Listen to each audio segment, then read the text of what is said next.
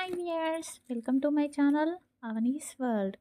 ఈరోజు ఓంకారం ప్రోగ్రాం శ్రీ విశ్వావసు నామ సంవత్సరం దక్షిణాయనం హేమంత ఋతువు పుష్యమాసం శుక్లపక్షం. ఈరోజు చతుర్థి బుధవారం అండి. ఈరోజు మనమందరం కూడా శ్రీకృష్ణుని నామాన్ని జపించాలి.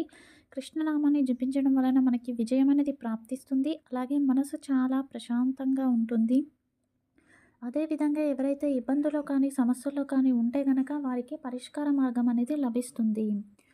ఓం కృష్ణాయ నమః, ఓం కృష్ణాయ నమః, ఓం కృష్ణాయ నమః.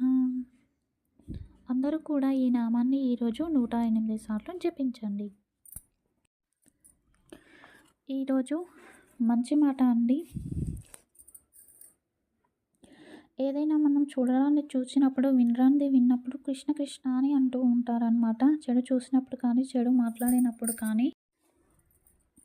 ఎందుకంటే చెడు మనం మాట్లాడితే చేసిన వాడి పాపం మాట్లాడిన వాడికి వస్తుందని అంటూ ఉంటారండి. కాబట్టి మనం ఎప్పుడు కూడా ఇతరులు చేసిన చెడును, ఇతరులు చేసిన దుర్మార్గపు పనులను మనం వినడం కానీ, చేయడం కానీ, సోషల్ మీడియాలో చూడడం కానీ, టీవీలో చూడడం కానీ, వాటి గురించి కామెంట్స్ చేయడం కానీ చేస్తే ఆ పాపం అంతా ఖచ్చితంగా ఆ చేసిన వాళ్ళకే వెళ్ళిపోతుంది అండి. ఒక ఆస్థానంలో ఒక రాజు ఉంటారండి. ఆ రాజు బ్రాహ్మణులను పిలిచి మంచిగా భోజనాలు పెట్టాలని నిర్ణయించుకుంటారు. అయితే ఒక గరుడ పక్షి సర్పాన్ని చంపి దాని ఆహారంగా తీసుకొని పైనకు ఎగురుతూ వెళ్తూ ఉండగా ఆ సర్పం నోటి నుంచి ఆ విషం అనేది ఆ బ్రాహ్మణులకు వండిన భోజనంలో పడుతుంది అండి. దాన్నే ఆ రాజు బ్రాహ్మణులకు భోజనంగా వడ్డిస్తాడు. ఈ విధంగా విషం పడిన విషయం ఆ సర్పానికి తెలియదు, గరుడ పక్షికి తెలియదు, అలాగే రాజుగారికి తెలియదు. ఇక మనకి యమలోకంలో చిత్రగుప్తుడు ఈ పాపం చిట్ట ఎవరి అకౌంట్లో వేయాలని చెప్పేసి సతమతమవుతుండగా అప్పుడు యమధర్మరాజు ఆ పాపపు కార్యాన్ని మొత్తం కూడా పూలమ్మే ఒక స్త్రీ ఉంటుంది అండి, తన పేరుపైన రాసేయ్ అని చెప్తాడు. ఇక మరుసటి రోజు చిత్రగుప్తుడు ఖాళీగా వదిలేసి పేజీని ఏం జరుగుతుందా అని ఆసక్తిగా చూస్తూ ఉండగా ఒక గురుకులం నుంచి బ్రాహ్మణుడు ఆ రాజును ఇన్వైట్ చేయడానికి వస్తాడు అండి. అయితే రాజుగారి దగ్గరికి వెళ్తున్నాను కదా, ఊరికే వెళ్తే ఎలా ఉంటుంది అని చెప్పేసి పూలు కొనుక్కొని వెళ్దామని పూలమ్మ దగ్గరికి వెళ్తే అప్పుడు ఆ పూలామే వ్యక్తి, అయ్యో మీరు జాగ్రత్తగా ఉండండి, రాజు మొన్నే కొంతమందికి భోజనంలో విషం పెట్టి బ్రాహ్మణులను చంపాడు, రాజు బ్రాహ్మణ ద్వేషి అని చెప్పేసి చెప్తుంది అండి. సో ఈ విధంగా మనకు నిజమేంటో తెలియదు, అసలు ఏం జరిగిందో తెలియదు, అయినా కూడా మనం ఇతరులపైన ఇట్లా మాట్లాడుతూ ఉంటాము. వేరే వాళ్ళు చేసిన కర్మలను మనం మాట్లాడడం వలన ఆ కర్మ ఎవరికో ఒకరికి వస్తుంది. ఖచ్చితంగా ఇంకెప్పుడు ఇలా మీరు మాట్లాడకండి. ఇక పూర్వపు రోజుల్లో ఏదైనా చెడు విన్నా, చెడు మాట్లాడినా కూడా కృష్ణార్పణమస్తు అని చెప్పేసి అనేవారు. అంటే నేనేమీ వినలేదు, నేనేమీ మాట్లాడలేదు అని చెప్పేసి పాపం అంతా కూడా భగవంతుడు స్వీకరిస్తాడు అని చెప్పేసి కృష్ణార్పణమస్తు అనేవారు. ఇక మన జీవితంలో మన కోసం పరితపిస్తున్న వారిని మనం నిర్లక్ష్యం చేస్తూ ఉంటాము. అలాగే ఆ మనల్ని నిర్లక్ష్యం చేసే వారి గురించి మనం పరితపిస్తూ ఉంటాము.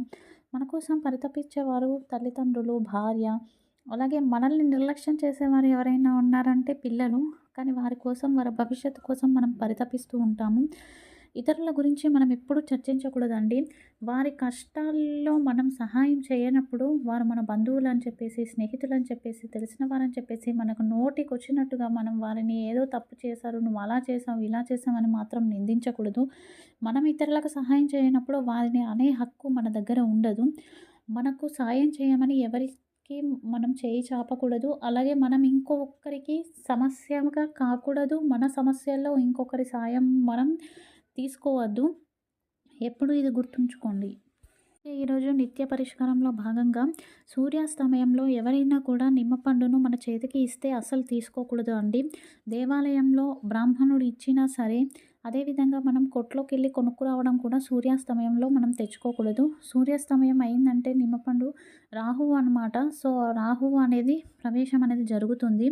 సో ఎవరి దగ్గర నుంచి అయితే మనం తీసుకుంటామో వారిలో ఉన్న మంచి చెడు అంతా చెప్పేసి మనకు వస్తుంది. వారిలో ఉన్న నెగిటివ్ ఎనర్జీ అంతా కూడా వచ్చేస్తుంది అండి. మంచి కన్నా చెడు ఎక్కువ ఆకర్షిస్తుంది. కాబట్టి ఎవరైనా నిమ్మపండు ఇస్తే దాన్ని అక్కడ పెట్టమని తర్వాత మీరు తీసుకోండి, కానీ చేతిలో నుంచి చేతికి తీసుకోకూడదు. అలాగే ఈరోజు తారాబలం అండి. ఈరోజు మనకి నిత్య నక్షత్రం ధనిష్ట నక్షత్రం అండి. అశ్విని మఖ మూల నక్షత్రం వారికి ప్రత్యక్తార, భరణి పూర్వ పూర్వాషాఢ నక్షత్రం వారికి క్షేమతార, కృతిక ఉత్తరాషాఢ నక్షత్రం వారికి విపత్తార, రోహిణి హస్త శ్రవణ నక్షత్రం వారికి సంపద తార, మృగశిర చిత్త ధనిష్ట నక్షత్రం వారికి జన్మతార, ఆరుద్ర స్వాతి శతభిష నక్షత్రం వారికి పరమమిత్ర తార, పునర్వసు విశాఖ పూర్వభద్ర నక్షత్రం వారికి మిత్రతార, పుష్యమి అనురాధ ఉత్తరాభద్ర నక్షత్రం వారికి నైదన తార, ఆశ్లేష జ్యేష్ఠ రేవతి నక్షత్రం వారికి సాధక తార. ఇక ఈరోజు మనం వాస్తు పరిష్కారంలో భాగంగా చాలామంది వంటగదులు ఎలా ఉన్నా కూడా మనం వంట చేసేటప్పుడు మాత్రం ఏ దిక్కున చూస్తున్నాం అనేది చాలా ఇంపార్టెంట్ అండి. తూర్పును చూస్తూ వంట చేస్తూ ఉండాలి. అలా చేస్తే అది అమృతంలా పరిగణించబడుతుంది. దేవతలు స్వీకరిస్తారు. దాన్ని మనం ప్రసాదంగా భుజించవచ్చు. అలాగే దక్షిణం వైపు తిరిగి మనం వంట చేస్తే అది ప్రేతాలకు, దయ్యాలకు వండినట్టు అండి. నెగిటివ్ ఎనర్జీ ఆవహిస్తుంది. అలాగే ఉత్తరం వైపు తిరిగి వండితే ఆ భోజనం అనేది సన్యాసులకు, బ్రహ్మచారులకు వండినట్టు. అలాగే పడమర వైపు తిరిగి మనం వంట చేస్తే అది యక్షిని, యక్షరాజులు వారు తీసుకుంటారు అండి. సో మనం ఎప్పుడు కూడా మనకి తూర్పు వైపున చూసి వంట చేయడం శ్రేయస్కరం. రేపు ఉదయం పూజ అండి. రేపు అమ్మవారిని పూజించాలి. ఎవరైతే శక్తి దేవతలను పూజిస్తారో వారు మంచి జరుగుతుంది అండి. రేపు రాగి చెంబులో గంధం వేసి ఆ నీటిని బిల్వ చెట్టుకు సమర్పించి ప్రదక్షిణలు చేయడం వలన స్త్రీ శాపాలు, కులదైవ శాపాలు తొలగిపోతాయి. అలాగే ఇంట్లో కులదేవత ముందు నెయ్యి దీపాన్ని వెలిగించడం వలన మంచి జరుగుతుంది. ఈరోజు యోగక్షేమం అండి. ఎవరైతే సంతానం కోసం బాధపడుతున్నారో, పితృశాపాల వలన సంతానం కలగకుండా ఉండడం, అలాగే వంశాభివృద్ధి జరగకుండా ఉండడం ఉంటుందో వారు ఈరోజు సాయంత్రం సీతా సమేతంగా ఉన్న శ్రీరాముల వారి దేవాలయానికి వెళ్ళి దర్శించుకోండి. అక్కడ నువ్వుల నూనెతో 2 దీపాన్ని వెలిగించి తదుపరి ఆలయం చుట్టూ 4 కానీ 5 కానీ ప్రదక్షిణలు చేసి రండి. ఇదండి ఈరోజు Omkaram programme. Thank you for watching.